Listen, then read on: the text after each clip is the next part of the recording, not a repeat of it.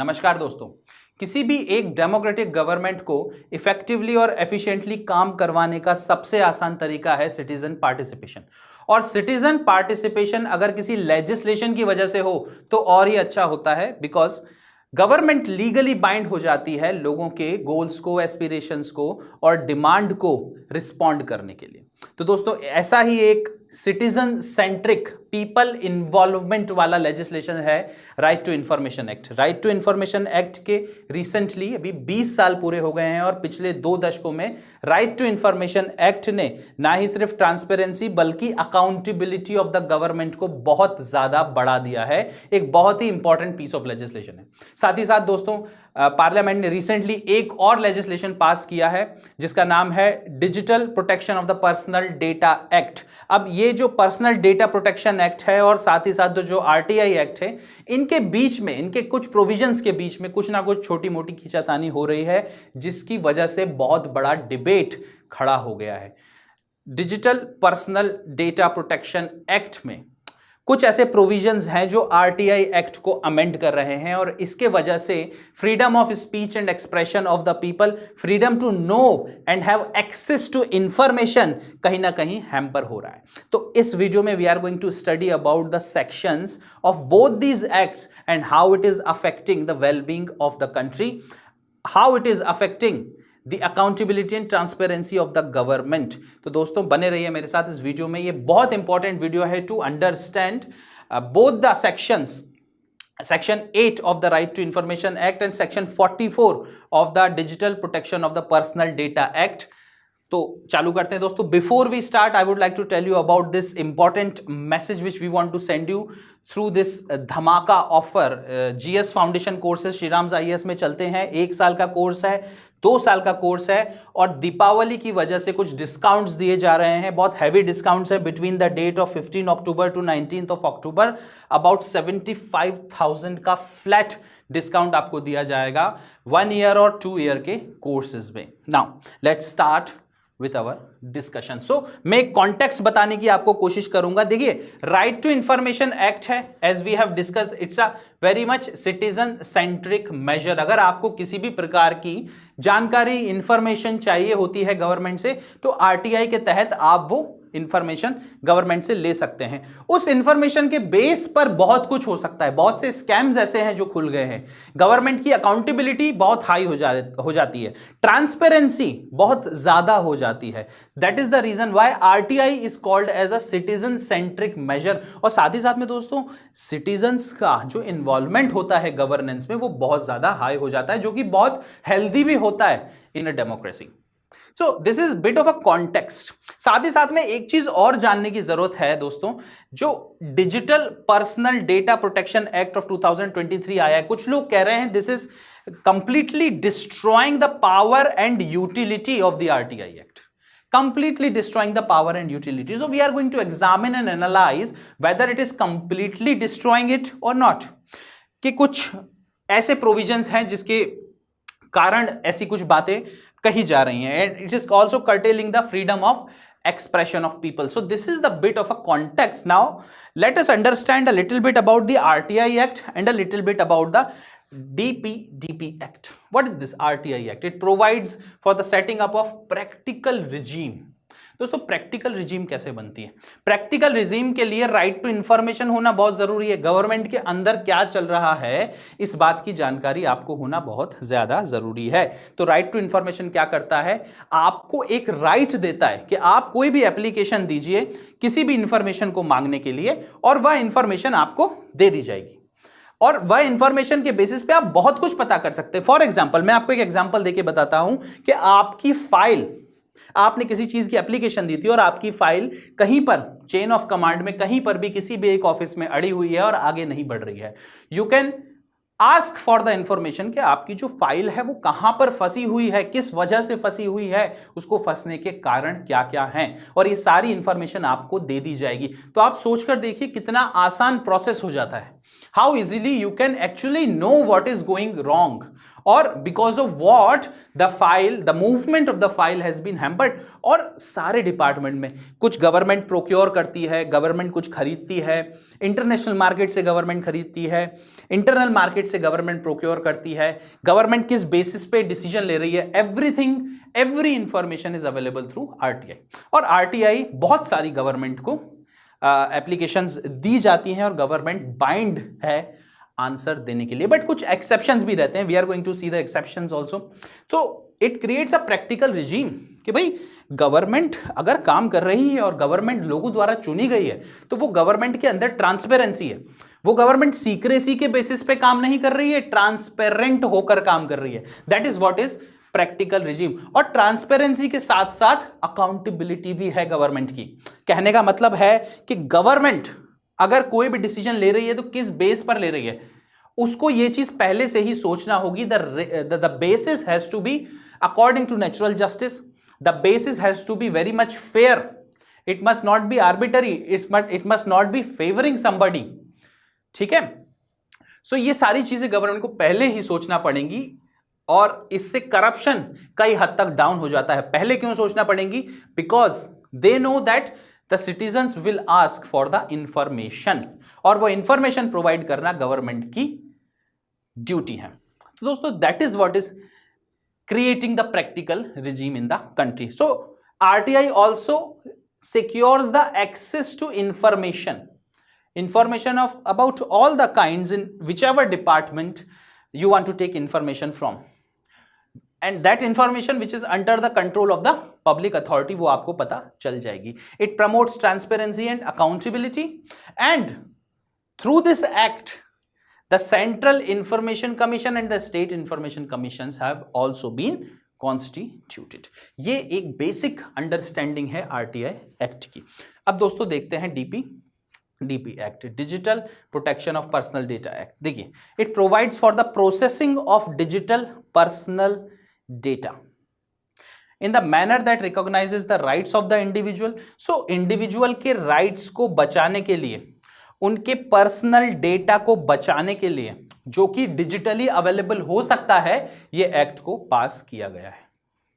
ठीक है दोस्तों, आई होप यू हैव अंडरस्टूड। अगर आप एक ऑफिसर हैं और आपका डेटा डिजिटली अवेलेबल है ऑनलाइन, तो उसको प्रोटेक्ट करने के लिए, उसका प्रोसेस कैसा हो रहा है उसको देखने के लिए ये एक्ट पास किया गया है। और इस एक्ट के थ्रू बहुत सारे ऐसे लेजिस्लेशन है जिसमें अमेंडमेंट लाया गया है, और इस एक्ट के थ्रू आरटीआई एक्ट में भी अमेंडमेंट लाया गया है।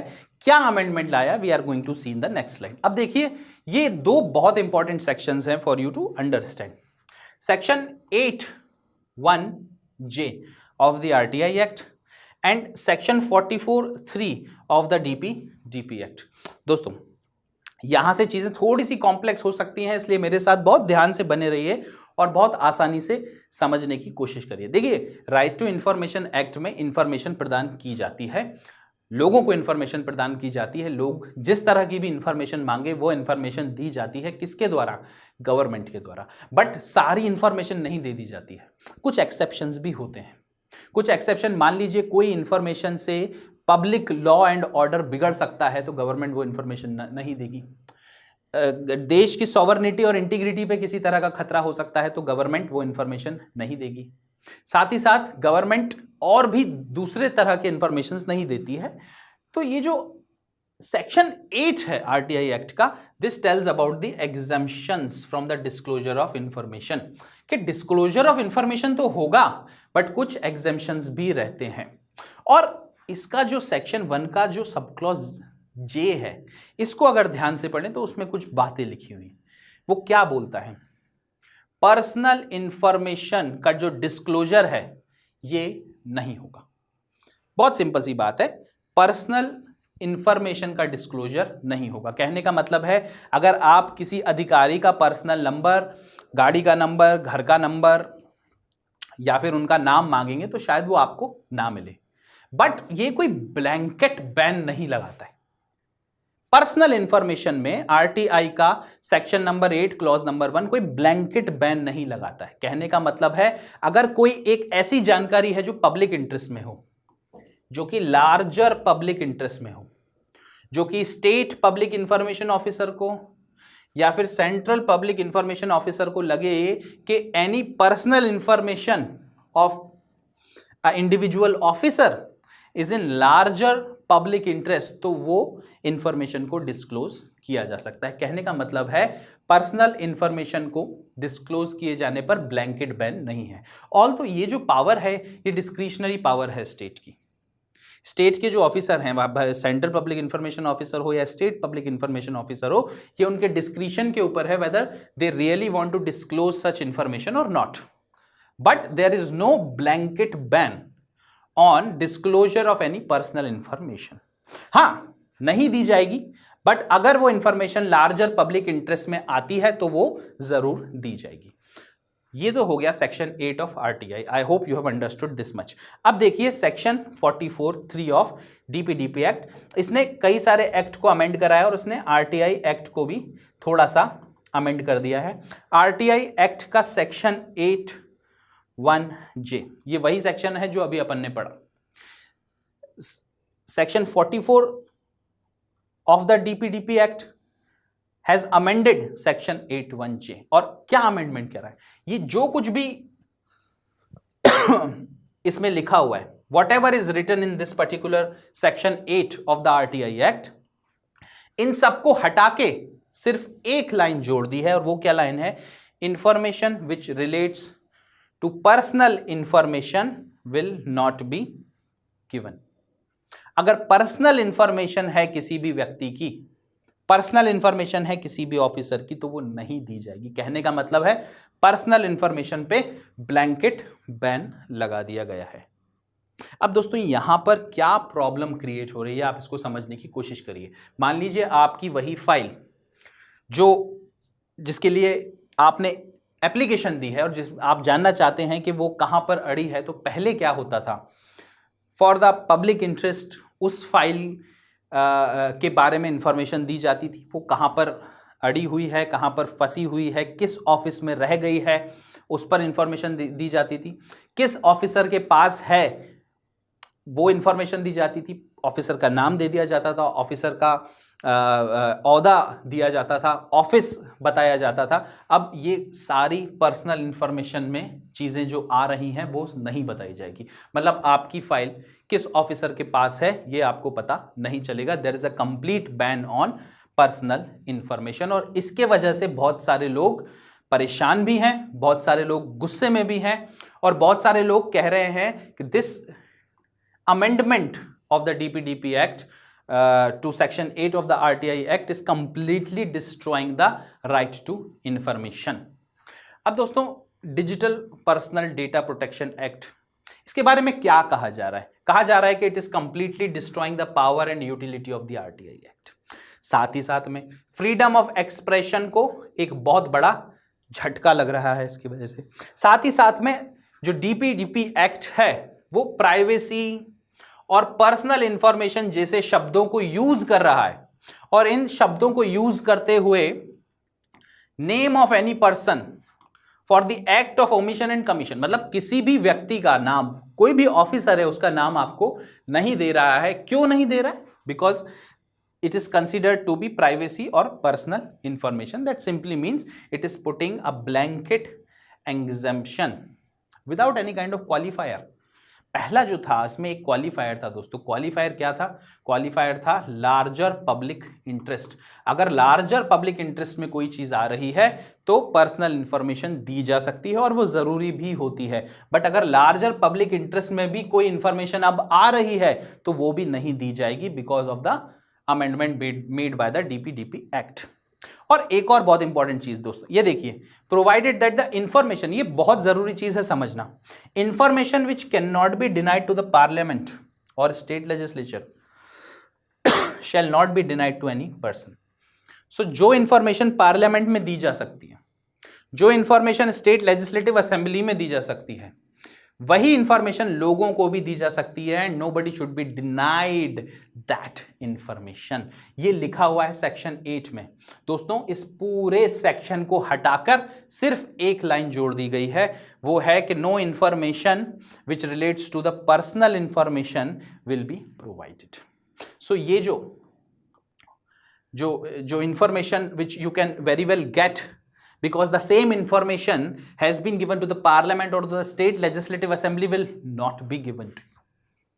I hope you are understanding. It's a bit of a complex matter, but by application of mind and by focus you can very well understand this. अब दोस्तों ये देखिए क्या लिखा है, one of the most powerful provision of the RTI Act, क्या है ये, is the line that explicitly equates the power, the authority and the privilege of the ordinary citizen with elected representative.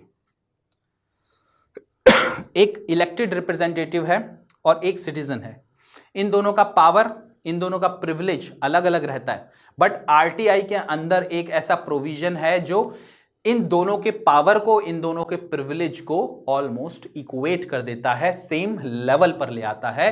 और वो प्रोविजन कौन सा है दोस्तों, ये provided that any information which can be given to the parliament, which can be given to the state legislative assembly, shall also be given to the any citizen when the citizen asks for it. So जो public representatives हैं, भले वो parliament में हो, भले वो state legislative assembly में हो, और जो सिटीजन है, इन दोनों के औहदे को, इन दोनों के पावर को इक्वेट कर दिया जाता है इस प्रोविजन से। और इस पूरे सेक्शन को हटाकर सिर्फ एक लाइन जोड़ दी गई है, एक पूरा ब्लैंकेट बैन लगा दिया गया है किस पर, पर्सनल इंफॉर्मेशन पे। Does not matter whether it is in larger interest, public interest और नॉट। अब देखिए, अब दोनों के बीच में आप फर्क एक बार और समझने की कोशिश कीजिए। आरटीआई एम्पावर्स पीपल, लोगों के हाथ में एक टूल है जिसकी वजह से वो आइडेंटिफाई कर सकते हैं गलतियों को, गवर्नमेंट ने कहां पे गलती की है उसके बारे में इंफॉर्मेशन मांग सकते हैं, एक्सपोज कर सकते हैं। बहुत बड़े बड़े दोस्तों 2G स्कैम ले लें या अलग तरह के काफी सारे कोलगेट स्कैम ले लें, ये सारे स्कैम आरटीआई की वजह से बाहर निकल कर आ गए। सो एक्सपोज भी हो रही है गवर्नमेंट, गलतियां भी आइडेंटिफाई हो रही हैं गवर्नमेंट की। So definitely transparency and accountability बढ़ रही है। I hope you are getting this. So RTI is a very practical, very important reform, and it reforms the corrupt officials with proof. एक प्रूफ दे दिया जाता है कि भाई इस समय पे इस व्यक्ति ने, इस ऑफिसर ने ये डिसीजन लिया था, और उसके बेसिस पे with proof you can very well see whether the decision has been taken rationally or not, whether the decision has been taken according to the laws or not, whether the decision has been taken in the public interest or not. I hope you are getting this. RTI mitigates the arbitrary exercise of power. Government के जो मन में आ रहा है वो कर रही है। Government is working on its whims and fancies. ये जो सारी पावर्स हैं गवर्नमेंट की, उनको कर्टेल करने में आरटीआई का बहुत ही इंपॉर्टेंट योगदान रहता है। कॉन्स्टिट्यूशनलिज्म का कॉन्सेप्ट दोस्तों यहां पर भी अप्लाई हो जाता है। लिमिटेड गवर्नमेंट, और यहां पे गवर्नमेंट की पावर्स लिमिट क्यों हो रही हैं? बिकॉज अगर किसी भी तरह से आपने गलत डिसीजन लिया गवर्नमेंट में बैठकर, तो लोगों को वो पता लग सकता है राइट टू इंफॉर्मेशन के द्वारा। It holds the government accountable, it holds the government accountable. साथ ही साथ without names revealed become the platform for propaganda. एक तरह से बहुत सारे ऐसे एक्टिविस्ट्स हैं जो कि आरटीआई एक्टिविस्ट्स कहलाने लगे हैं, और इन आरटीआई एक्टिविस्ट्स का काम ही होता है कि गवर्नमेंट की गलती को निकालना, गवर्नमेंट को ट्रांसपेरेंट बनाए रखना, गवर्नमेंट को अकाउंटेबल बनाए रखना। कई बार बहुत सारे उल्टे सीधे भी राइट टू इंफॉर्मेशन के एप्लीकेशन आते हैं, बट गवर्नमेंट उनको रिजेक्ट कर देती है। एक और इंपॉर्टेंट चीज है जानना आपके लिए कि गवर्नमेंट बहुत सारा इंफॉर्मेशन, आरटीआई के आने के बाद की बात है ये, ऑटोमेटिकली अपलोड कर देती है अपने वेबसाइट पे, सो दैट आरटीआई की ज्यादा एप्लीकेशंस गवर्नमेंट के पास ना आए। The information is automatically available on the website of the government, but कुछ ऐसे इंपॉर्टेंट इंफॉर्मेशन है which is not there on the website, it can be given to the public by the government. अब DPDP act, digital protection of the personal data act, ये क्या कर रहा है? It shields the corrupt from being exposed. Of course किसी भी person का जिसका एक्सपोजर हो रहा है, जिसका नाम बाहर आ रहा है, उसका नाम ये बाहर नहीं आने देगा. साथ ही साथ में दोस्तों, it gags anyone from revealing the truth.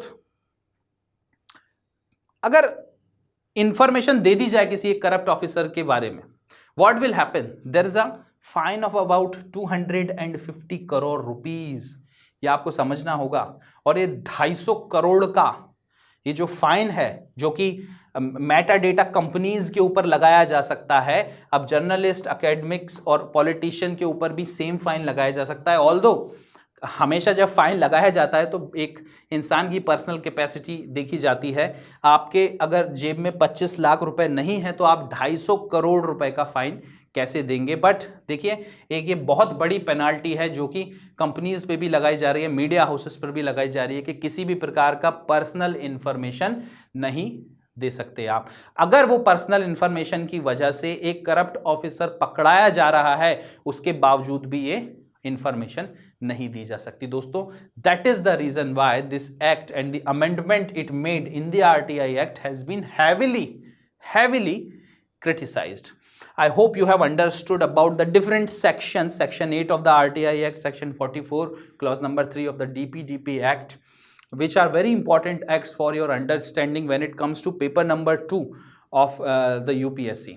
So दोस्तों, मेरे साथ बने रहने के लिए बहुत बहुत धन्यवाद. इस तरह के और वीडियो देखने के लिए हमारे चैनल को सब्सक्राइब करिए. Thank you very much. जय हिंद.